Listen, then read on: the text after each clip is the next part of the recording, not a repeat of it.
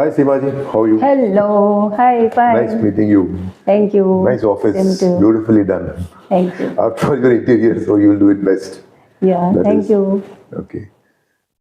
So it's been a long time, but I was thinking that I should talk to you. What you do and all, but somehow you were busy. Sometimes I was busy, so we Yes. couldn't make it. But nevertheless, we could make it today. So I think you were earlier a science student, right? Yeah, I was a science student, biology.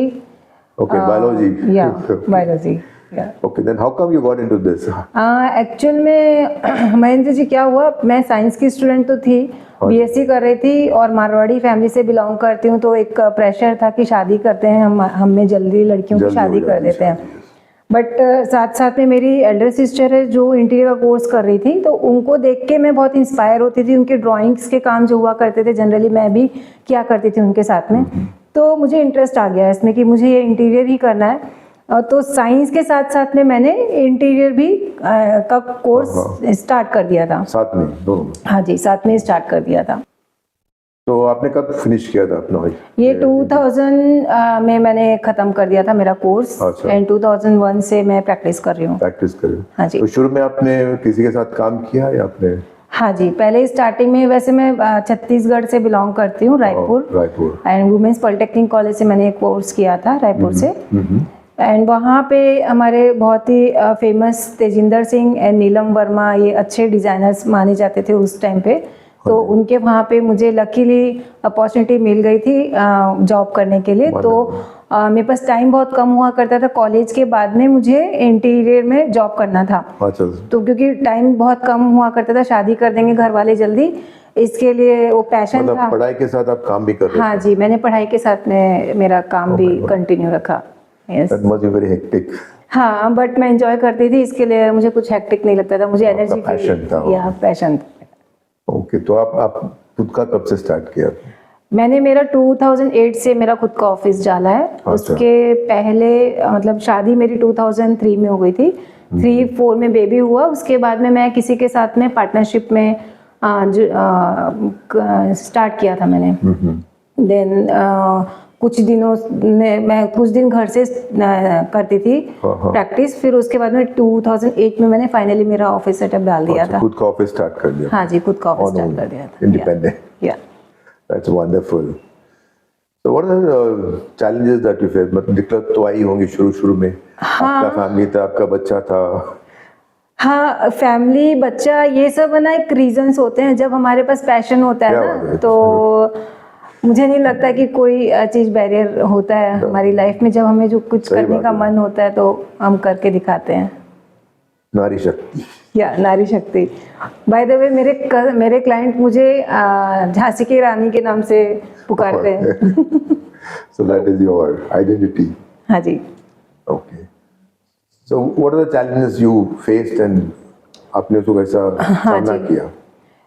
मैंने शादी के बाद में मैं थोड़ी worried थी कि मैंने सोचा तो है ये करना है, लेकिन बेबी को लेके मैं कैसे सारी चीज़ें मैनेज करूँगी.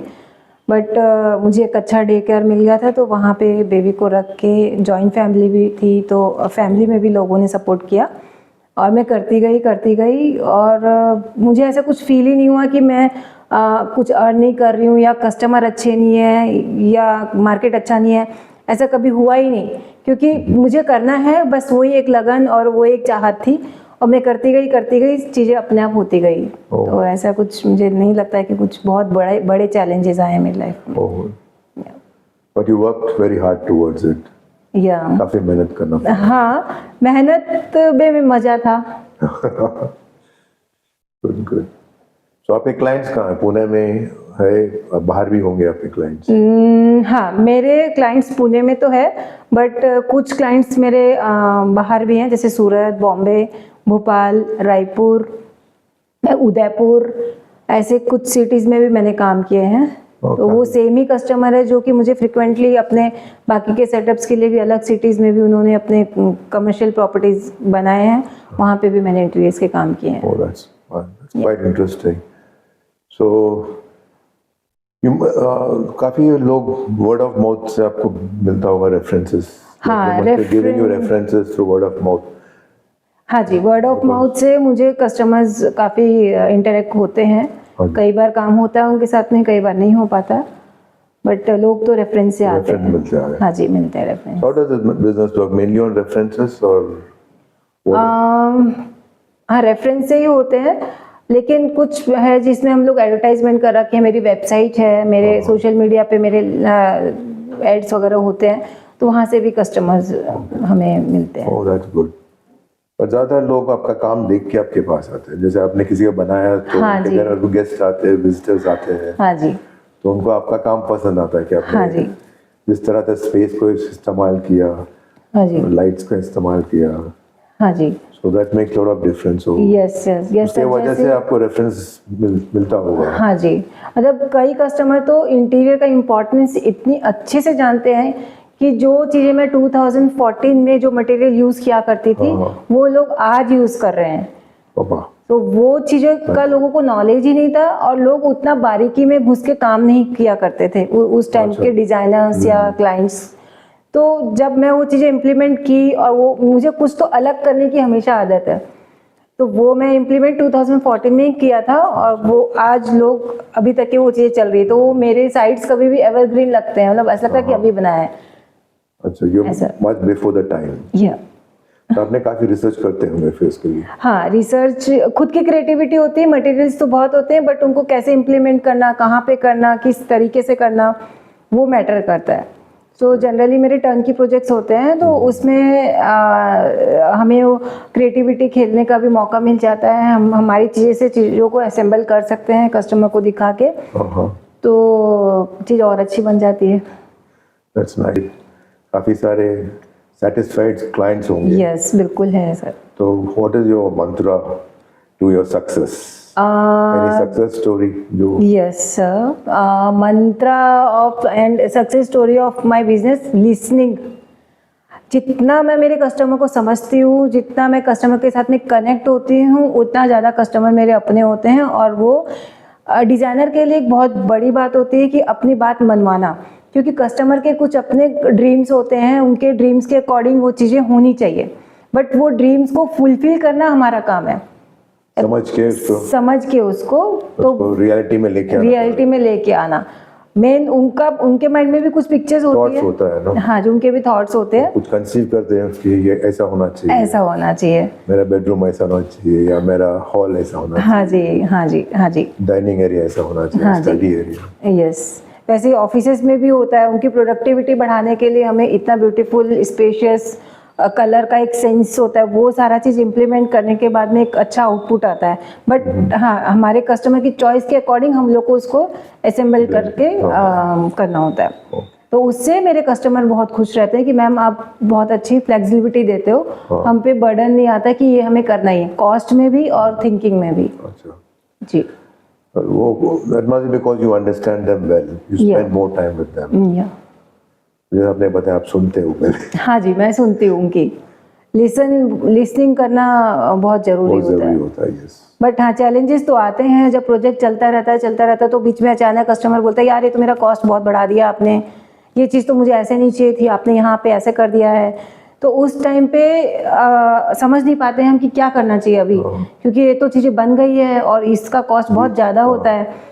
तो उस टाइम पे फिर अगेन वही उनको लिसन करना होता है। एक्चुअली कस्टमर रॉन्ग नहीं होते हैं, उनको मालूम नहीं होता है ना। हाँ, उनको मालूम नहीं होता एक्चुअली, वो नहीं होता, उसका एरिया नहीं है। हाँ जी, वो का एरिया नहीं है, राइट, उनको मालूम नहीं होता। तो वो चीज़ अब हम क्या करते हैं, हम पहले से उनको बता देते हैं ये चीज़ ऐसे होने वाली है। कुछ चीज़ें होती है जो उनको बतानी पड़ती है, हमें टेक्निकली उनको पता नहीं, मेंटली प्रिपेयर्ड होते हैं। हाँ जी, तो समझ में आता है। हाँ जी, हाँ जी, तो फिर वो इम्प्लीमेंट हो जाती है चीज़ें की, वो हो सकता है।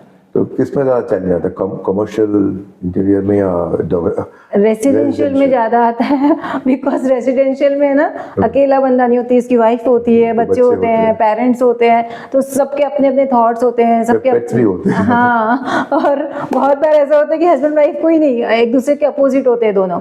हस्बैंड बोलते हैं मुझे वाइट कलर्स में चाहिए, वाइफ बोलती नहीं मुझे कलरफुल चाहिए। तो वो दोनों को एक जगह पे बैलेंस करके सेट करवाना वो एक चैलेंजिंग हो जाता है थोड़ा। जी। तो जो लोग नए घर बना रहे हैं, अपार्टमेंट्स या रेजिडेंस ले रहे हैं, तो उनके लिए आप कुछ कहेंगे कह सकते हो, like हाँ what is your specialty that you can give to the new owners, builders or residential or commercial? दोनों के लिए आप कुछ बता सकते हो कि आपका स्पेशलिटी क्या है? हाँ जी, मेरा स्पेशलिस्ट, मैं एक्चुअली में सबसे अच्छा जो सक्सेस स्टोरी है वो ये है कि मैं अंडरस्टैंड करती हूँ सामने वाले को। ऐसा कुछ नहीं कि इंटीरियर में बहुत पैसे लगाने हैं तभी इंटीरियर होगा या बहुत कम लगाने हैं तो नहीं होगा इंटीरियर। इंटीरियर ऐसा चीज़ है कि जिसमें तुम्हारी चॉइस है और तुम्हारा लाइफस्टाइल है, उसको किस तरीके से समेट के एक ब्यूटीफुल प्लेस बनानी है। तो वो एक लैमिनेट है जो कि 4000 का पर शीट आ जाता है, वही अगर हम वीनियर में जाएंगे तो 8000 का आ जाता है। तो वो वेरिएशंस होते हैं। तो ऐसा नहीं है कि मैं 5 लाख में इंटीरियर नहीं कर सकती या 10 लाख में ही कर सकती हूँ। ये बॉन्डिंग नहीं होनी चाहिए कस्टमर के लिए। ओके। तो कस्टमर का जितना बजट है उसके अकॉर्डिंग काम करना चाहिए इंटीरियर डिजाइनर को। That's a good advice. Okay, Seema ji, anything else you would like to tell to my viewers?